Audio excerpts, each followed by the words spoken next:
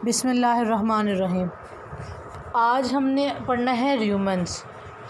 र्यूमन जो हैं इसको कहते हैं ईट नाउ डाइजेस्ट लेटर, कि आप पहले खा लें उसके बाद इसको डाइजेस्ट कर लें। र्यूमन जो है ये हमारे पास र्यूमिनेंट मैमल्स होते हैं, जो जगाली करने वाले जानवर हैं उनको कहते हैं र्यूमन मैमल्स। ठीक है, इसमें हमारे पास वो क्या करते हैं, इस जो हमारे के वो उसके पहले वो खा लेते हैं, उसके बाद उसको डाइजेस्ट करते हैं। ठीक है, पहले वो ईट कर लेते हैं उसके बाद डाइजेस्ट करते हैं।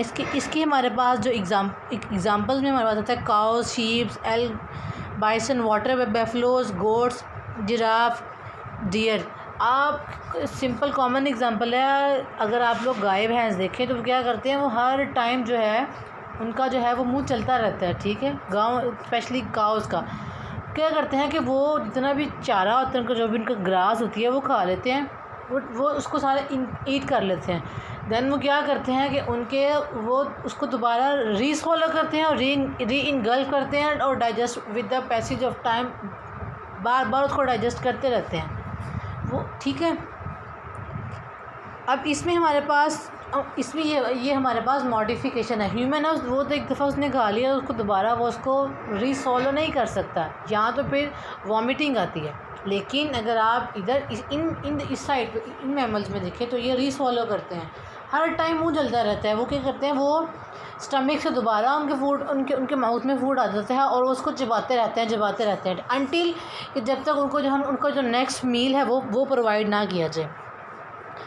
इसमें जो है हमारे पास जो है ये इवॉल्व हुआ था कि इसमें हमें लार्ज अमाउंट ऑफ फूड चाहिए थी, क्विकली करना है हमने, क्योंकि जो अभी देखो अगर आप भैंसों को जितना भी चारा आप डाल दें तो वो सारा ही चारा जो है वो खा लेती हैं, और जब ख़त्म हो जाता है उनका चारा उसके बाद वो जगाली करती रहती है, उसको दोबारा उसको जो है फिर वो रीस्वॉलो करती रहती है। इसमें हमारे पास जो है ये eat large amount but can chew the food at more comfortable और safer location. More important the ruminant stomach provide an opportunity for large number of the microorganism to digest the cellulose wall of the grass and the other vegetation.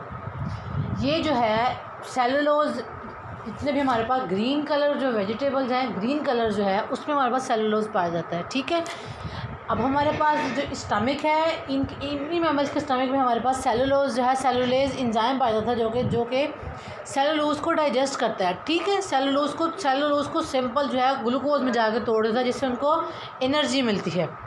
लेकिन अगर आप human में देखो तो human में इंसान साग और जो पालक खाता है, ठीक है, पालक जो है वो ह्यूमन का जो स्टमक है वो सेलुलोज को डाइजेस्ट नहीं कर सकता। जितना पार्ट उसका एनर्जी डाइजेस्ट कर सकता उतना कर लेता है, सेलुलोज को डाइजेस्ट नहीं करता, वो सारा का सारा जो आपकी बॉडी के अंदर से एक्सक्रीट आउट हो जाता है। ठीक है, अब इसमें जो है हमारे पास इन र्यूमिनेंट मैमल्स में हमारे पास क्या है कि सेलुलोज जो है सेलुलोज को डाइजेस्ट करती है, इनके स्टमक के अंदर सेलुलोज एंजाइम है। सेलुलोज में large amount of the energy, क्योंकि इसमें हमारे पास मोनोमर्स ऑफ द ग्लूकोज है, ग्लूकोज में जाकर ये टूट जाता है और इससे फिर एनर्जी मिलती है। लेकिन जो माइक्रो ऑर्गेनिजम्स हैं वो सेलुलोज एंजाइम प्रोड्यूस करते हैं। ठीक है, इसमें सेलुलोज एंजाइम प्रोड्यूस करते हैं।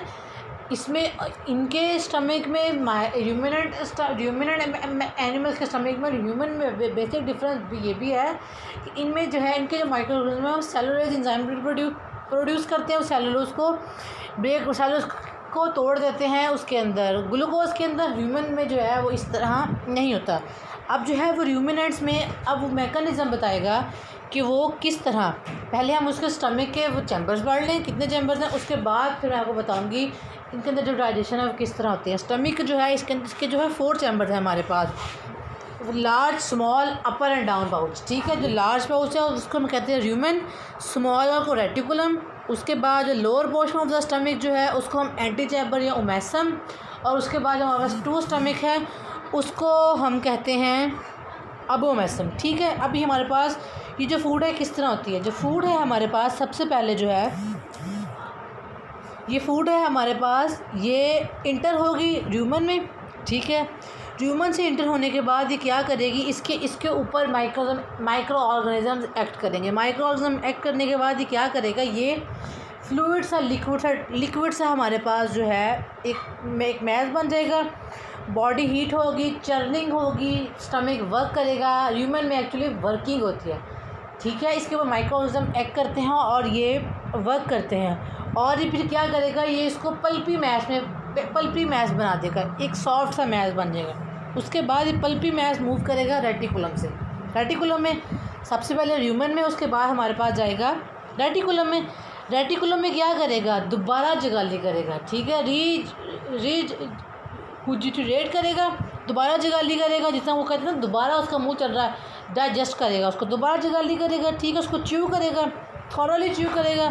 उसके बाद जब ये रीस पूरा का पूरा रीस सॉलिड हो जाएगा, तो ये फूड जो है वो व्हेन रीस solid the food enter the human, ठीक है। जब दोबारा रीस सॉलिड हो जाएगा, फिर फूड ह्यूमन में इंटर होगा, फिर ये मोर लिक्विड फॉर्म में आ जाएगा, ठीक है। मतलब मॉडिफाइड इसकी फॉर्म डाइजेशन होगी, समझ आ रही है। उसके बाद जो है फिर हमारे पास जो है इसके जब इसके अंदर जब लिक्विड की फॉर्म में हो जाएगा, तो ये फ्लो करेगा रेटिकुलम में।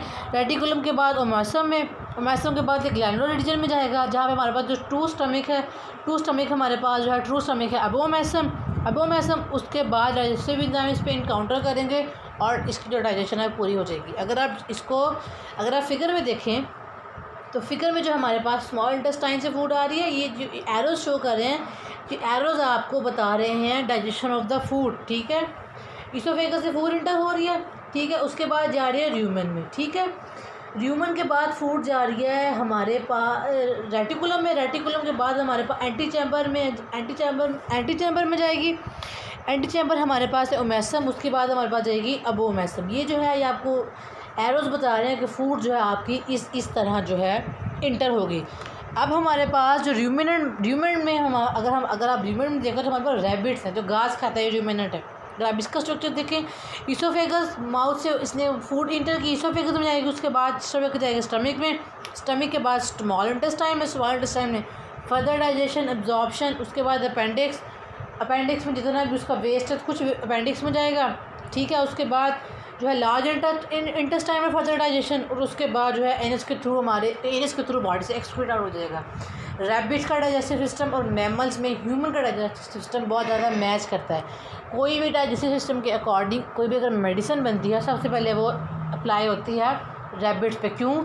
इनका डाइजेस्टिव सिस्टम और ह्यूमन का डाइजेस्टिव सिस्टम बहुत ज़्यादा मैच करता है। Thank you.